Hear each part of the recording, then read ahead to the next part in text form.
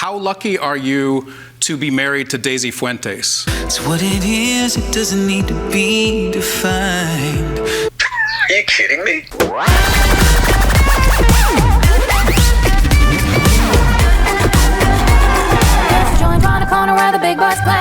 Just the other night we were having dinner and I was just staring at her, and she gave me this beautiful smile, and she said, What are you thinking? And I said, I'm thinking I bought your calendar.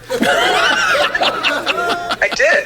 25 years ago, I was on the road somewhere, and I was in some, mall or truck stop or whatever, and there was the Daisy Fuentes calendar. Oh, and I bought it. I always, like everybody else, had a crush on her and thought she was hot and gorgeous and all that.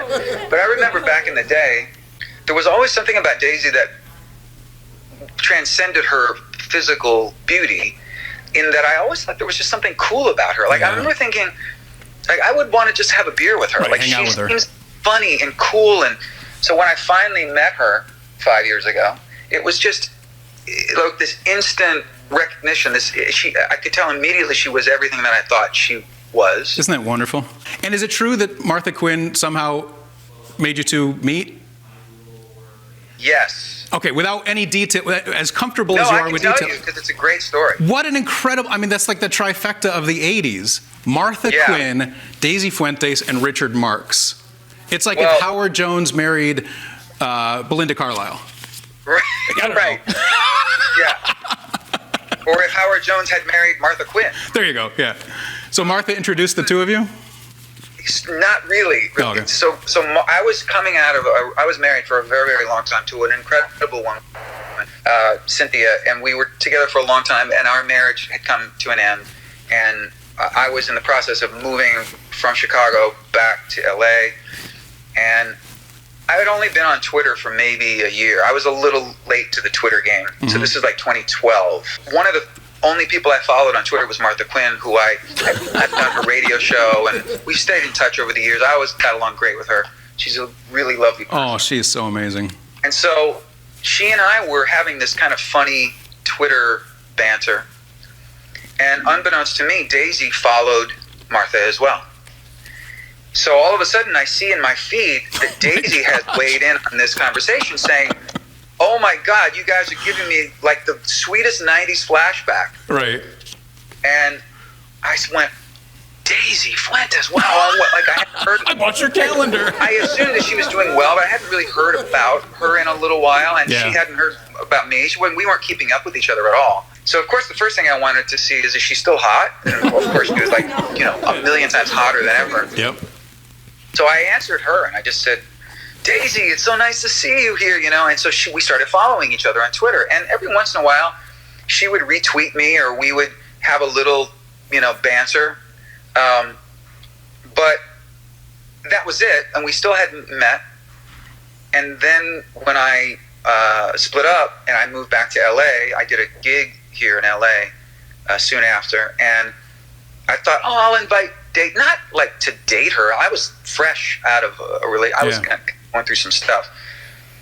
But I just thought, it'd be nice to invite her to the show because she seems cool. And she, sure enough, came to this show that I did, and that's when we actually finally met. So we do owe Martha in a roundabout way a debt of gratitude, because if we both hadn't been following Martha Quinn, we might not have ever met.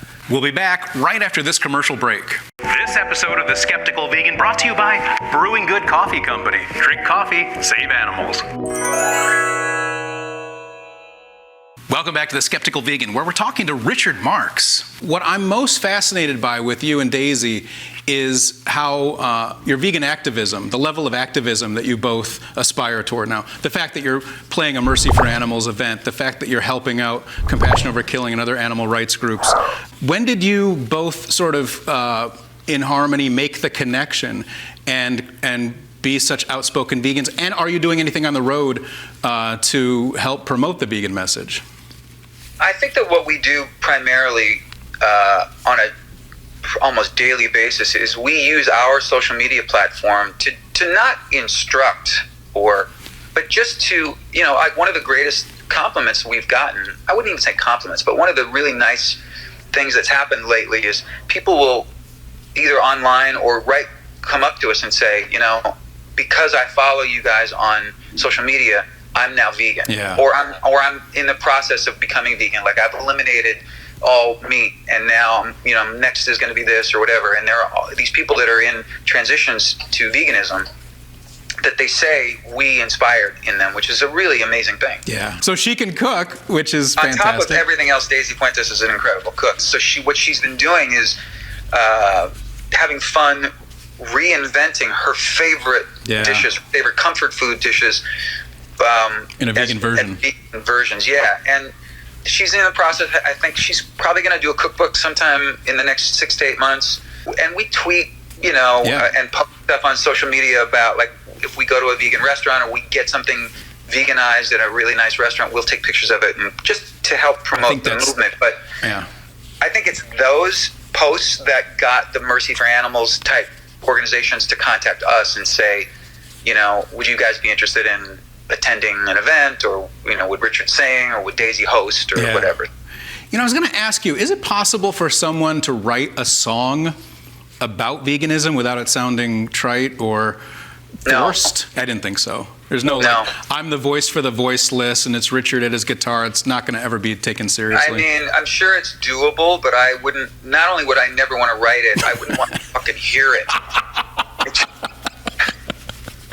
Well, it's a little too. It's a little too kumbaya. It's a little too kumbaya for my taste. But